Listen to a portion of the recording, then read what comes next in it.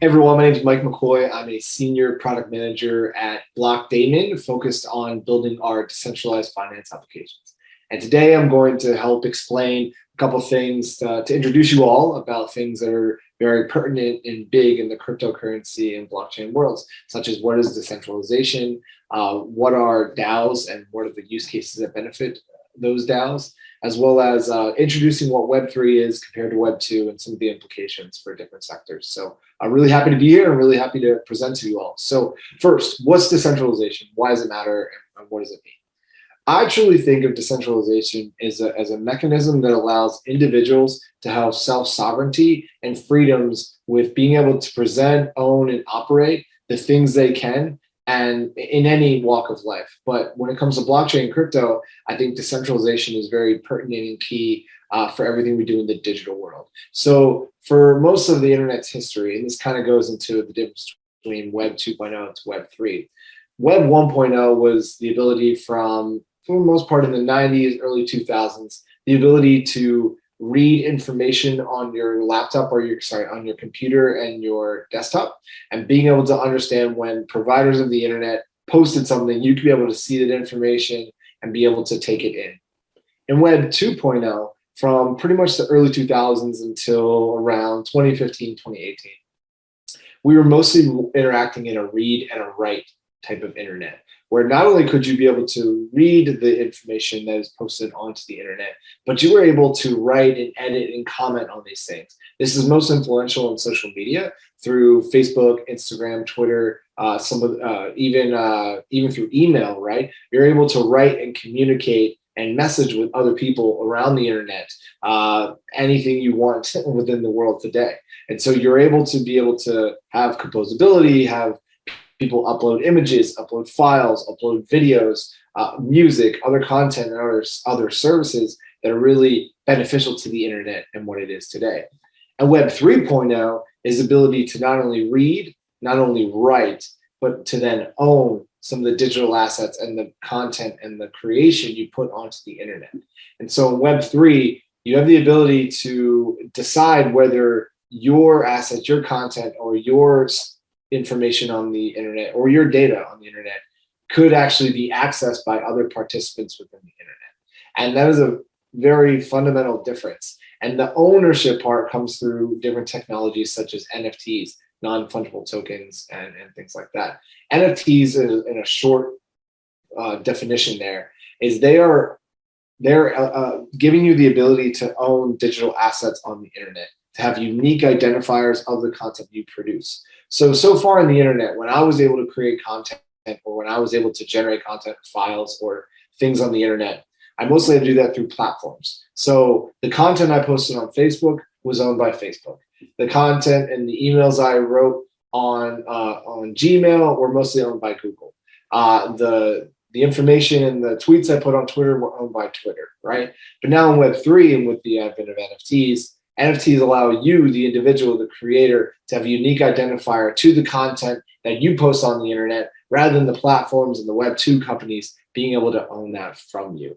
And so decentralization at its core part allows us to have individual self-sovereignty and freedom to post and produce things onto the internet while owning it and really having control of who has access to it, how you can distribute it, as well as earning the rewards of that content and that creation onto the internet as well. Now, I want to put one type of analogy as to where we are in Web 3 and compared to the rest of the internet.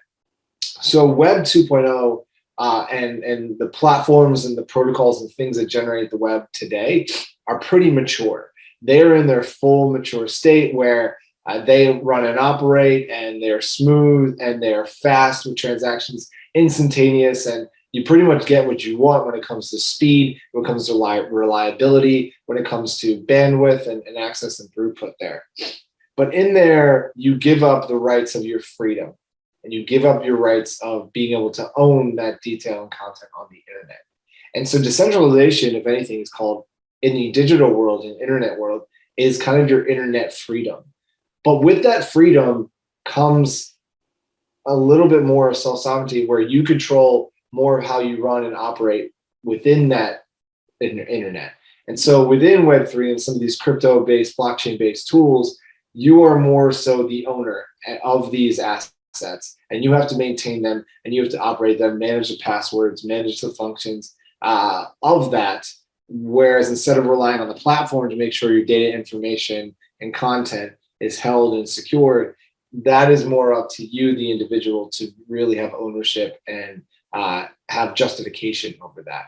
And so I kind of like evaluate it to Web 2.0 is in its stage where it's in like the 21st century, but Web 3 is still in, I would even say, the 1700s. So if you go back in history and you look at when America was just getting their independence, right?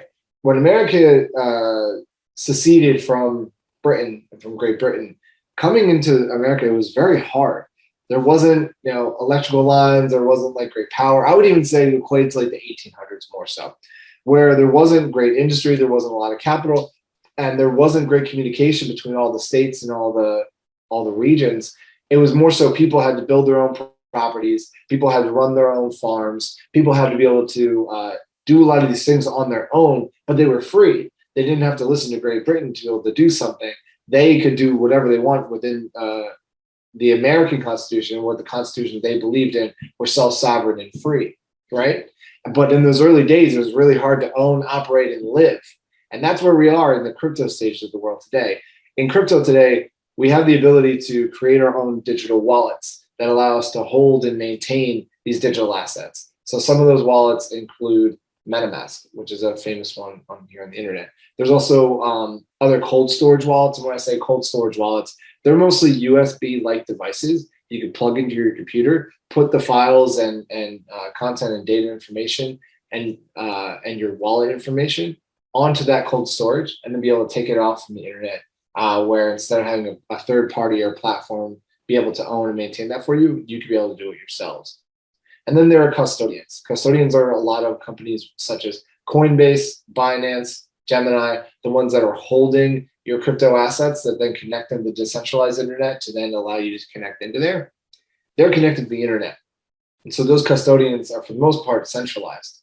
And they centralize you and a bunch of other people's crypto assets and pooling of funds so that you can be able to interact and enjoy some of the rewards and benefits from staking and mining crypto-based networks. But you are then in the whole, you're getting a portion of those rewards, but Coinbase and those custodians for the most part are getting the majority of those rewards as well.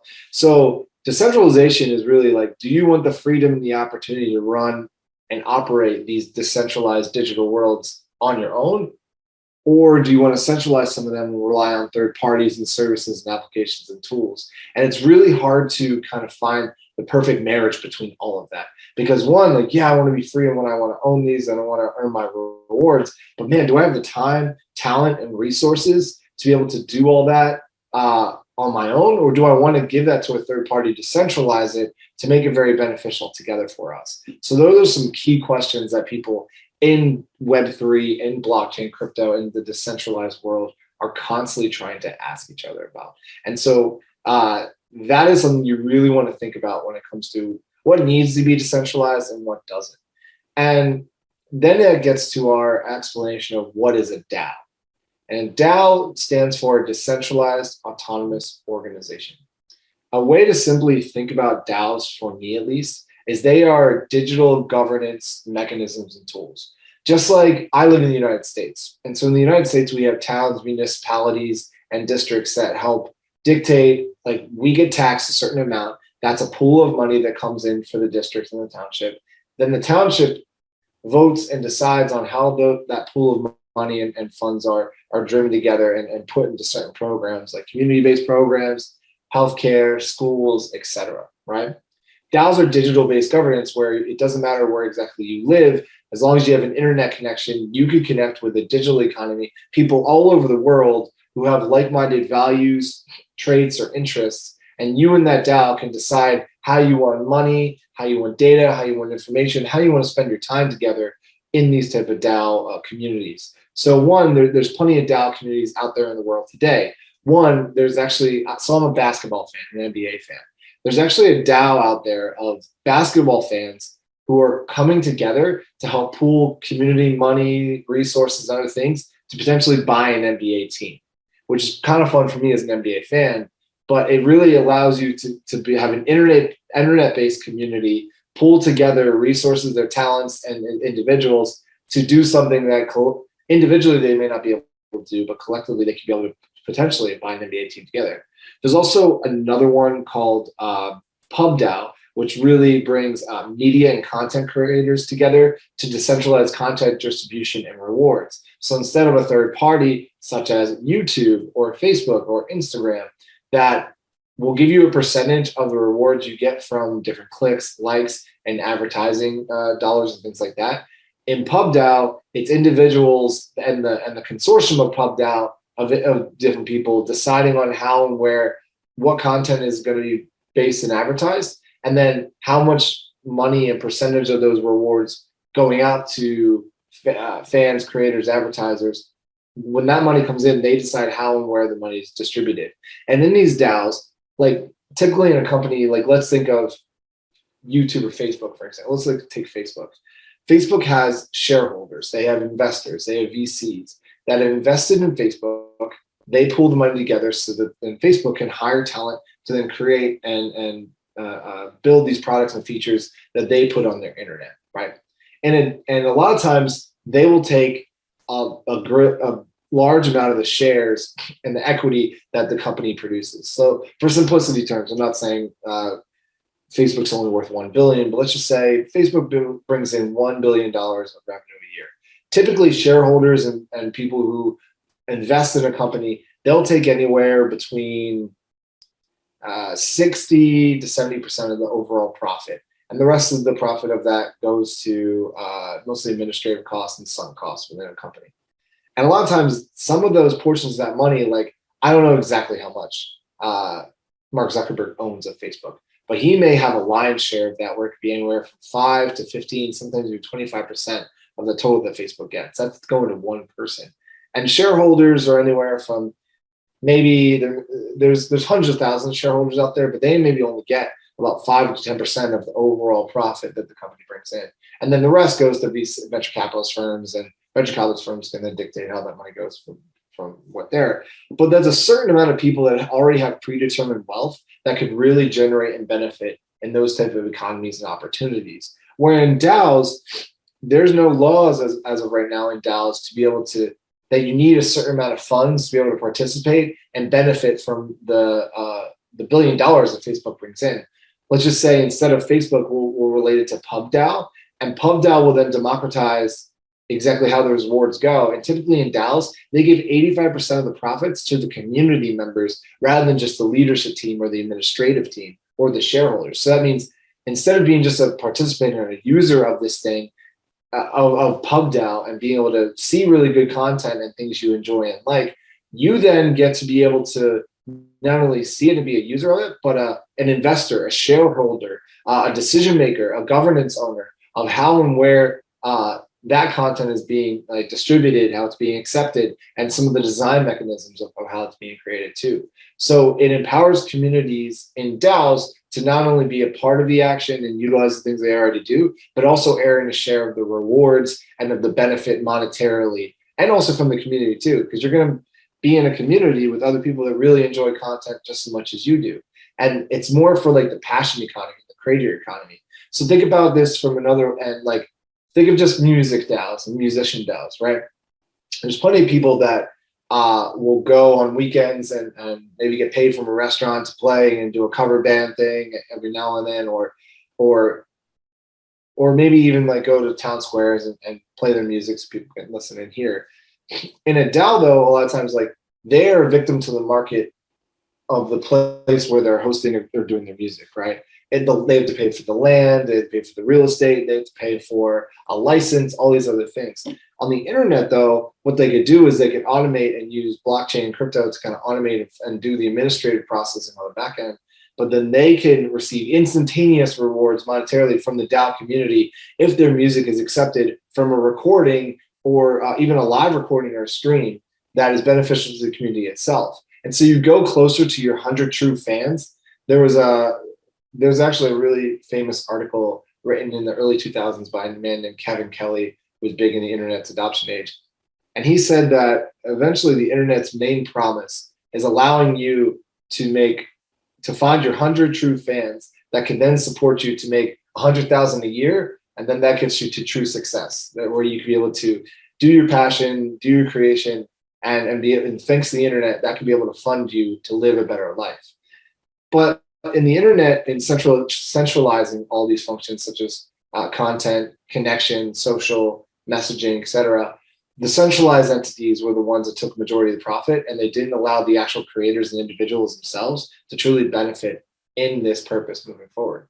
And so DAOs and blockchain and crypto just allow you to democratize wealth a little bit more equally to the people who are actually creating the content, information, data, or whatever is beneficial to the internet.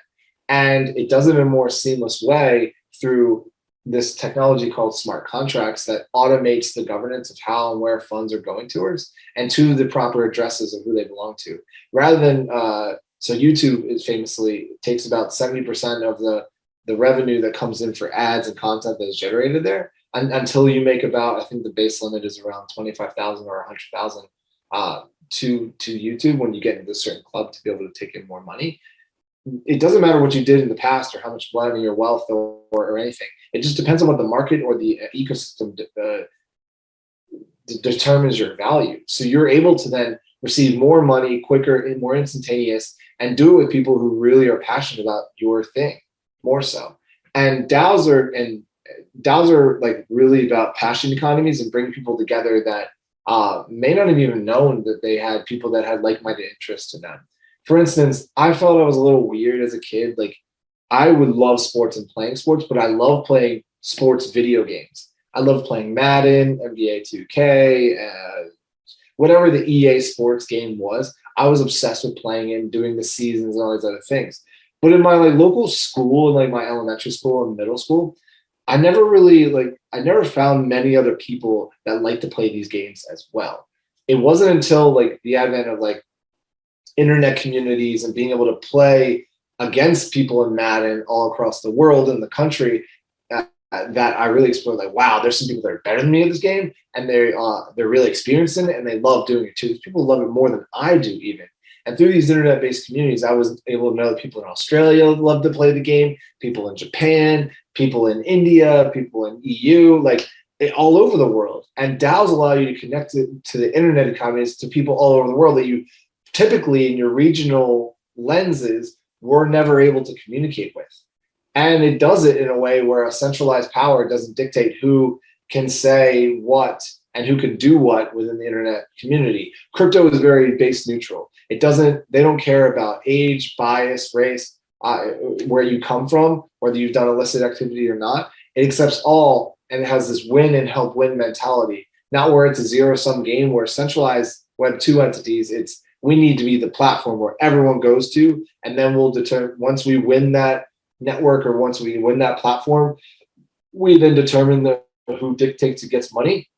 Crypto is everyone deserves equal amount of footing and democratization of wealth and standard proper baseline equality. And it's very egalitarian, it's very libertarian, but it's also about digital and financial freedom. And so being able to not have to rely on a bank, being able to not have to rely on a technical platform. And if you are somewhat technical savvy, you could be able to run your network and infrastructure in Bitcoin, in blockchain, in crypto on your own. Whereas before you had to rely on another company to run servers for you, whether it was Hewlett Packard, whether it was Dell, whether it was somewhere else, Apple, etc. So crypto is just a method, and blockchain and decentralization allow you to do all these different things. Now, some other different use cases of DAOs are, there's one called Molecule. Molecule is a patient community DAO. So a lot of times when pharmaceutical drugs or therapeutics are looking to get passed and be accepted through a community, they have to go through clinical trials.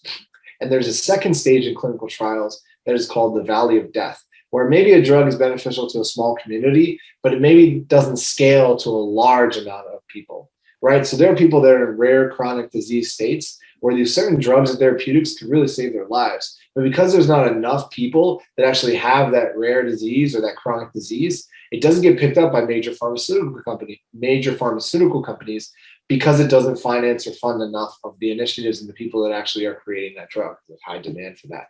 And so in the Valley of Death, a lot of projects go down. But Molecule is in the business of creating DAOs for patient-based communities for these rare, chronic, and somewhat underlooked diseases. So one, they actually started off one called VitaDAO, which is for vitality. This is for longevity research in medicine. So not like longevity and being able to like live longer till like 150 or like 200. It's more so to live healthier lives longer, so you could feel like you're 30 in your 90s, and talk about and create drugs and therapeutics and research around that. They also created one called PsyDAO, which is focused on psychedelics and mental health research that allow you to create drugs and therapeutics for those that may just want to be able to have better mental health, mental states moving forward. And so in these DAOs, the patients, instead of having to be a large VC firm or large pharma VC firm, where you need at least $25,000, sometimes even $50,000 to sponsor a drug to go through clinical trials, you can have a fractional ownership, or you could have a small percentage of money to put into that. Let's just say $500, maybe $1,000, and you as a patient can not only benefit in helping that drug get to more clinical trials and more stages, but then you receive the benefit and the reward as a stakeholder and as a member of receiving the benefit of that drug being distributed out to people all over the world. And so it's kind of like actually getting paid to use the drug that benefits you the most, which is a highly rewarding feeling for people to really be part of these different communities.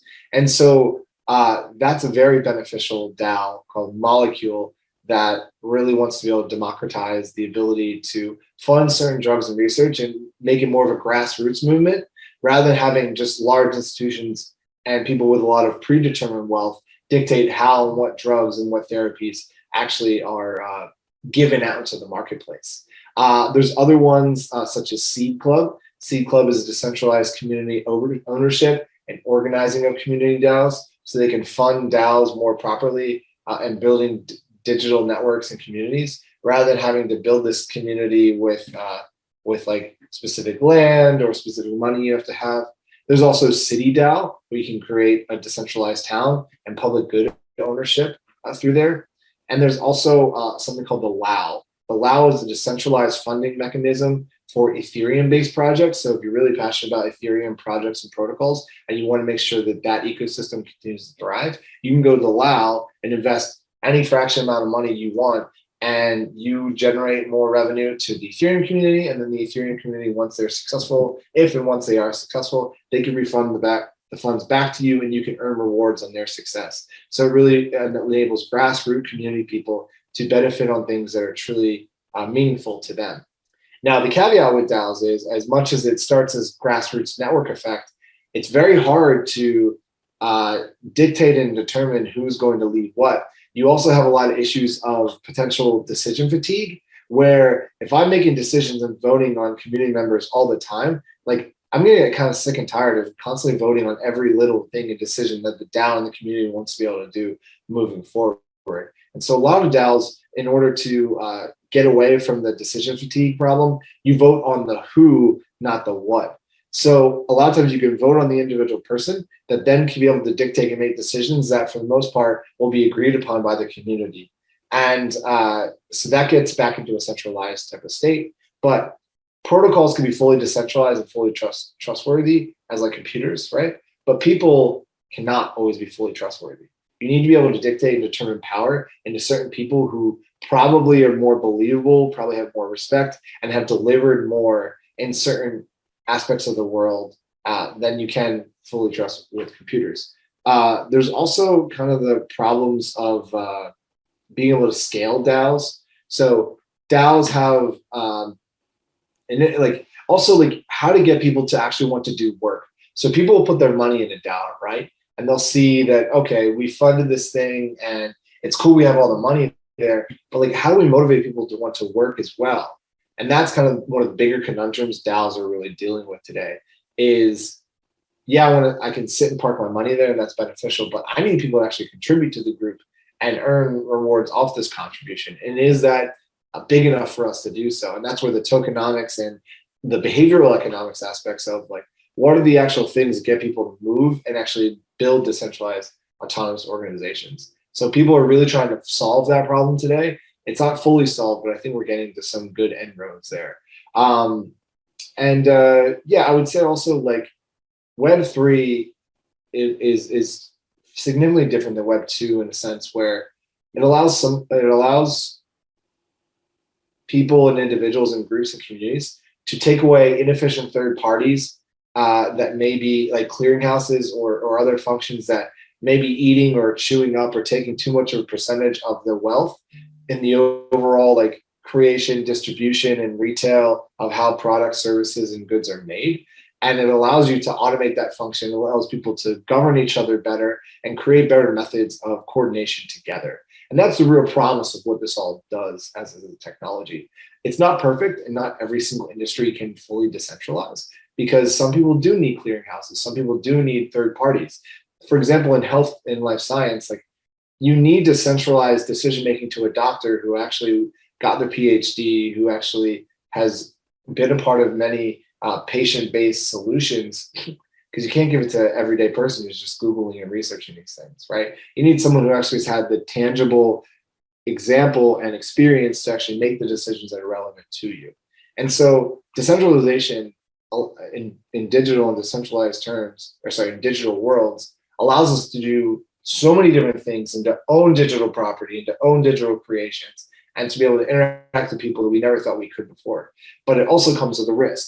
It comes with the risk of sometimes less security, because if you are owning and managing private keys, if you're owning and managing this digital wallet, you have to sometimes maintain that. You have to sometimes then make sure that you're not sharing your keys or sharing your seed phrases all the time to the people, because then you could risk someone else accessing that and allowing someone else in this permissionless state of a network to take your funds or to take your data and your information or your identity sometimes. And so though there are some aspects of blockchain crypto that enable better security through cryptography, it's not fully perfect. So you have to be aware of those things. But in Web2 is very much for convenience. Platforms and centralization allow us to say, hey, you third party, you've done this forever, you have the expertise there. Yes, you continue to do this for me. And thank you for doing that, because it gives me more time to do other things I may enjoy or I have better expertise in. And so there's a combination of both decentralization and centralization that come in with all of our lives, right? For example, I live in a house. I'm not great with my plants in my backyard. I pay someone as a third party, a centralized third party, to mow my grass and help update my lawn. And I'm probably going to continue to do that because I don't have the time. I love my grass, I love my lawn, but I don't have the expertise in always like trimming my bushes and things like that. There are plenty of other use cases in the world today where I may be very strong and passionate about solving these type of problems, and I'll decentralize those where I can be able to do that autonomously myself. But in order to really have full time, because time is the limit, it's the bandwidth that keeps us from being truly successful or doing other things, I'm going to centralize a lot of the other things in my life to make my life better so I can have the time with my family, friends, and other things I like to do as well. So when you're thinking about decentralization, think about the things that may seem monotonous, may seem too administrative, and may seem like burdensome towards the things that actually make you really human. And that's really what the purpose of crypto blockchain decentralization is. Do more of the things that make you feel human, not more of the things that bog you down, feel administrative, feel burdensome, and feel that you're getting robbed by a third party because you could probably do them yourselves. So that is my talk here today. I hope it was very educational, insightful, and I hope you experience and try and experiment with a lot more things in Web3 and decentralization in the future.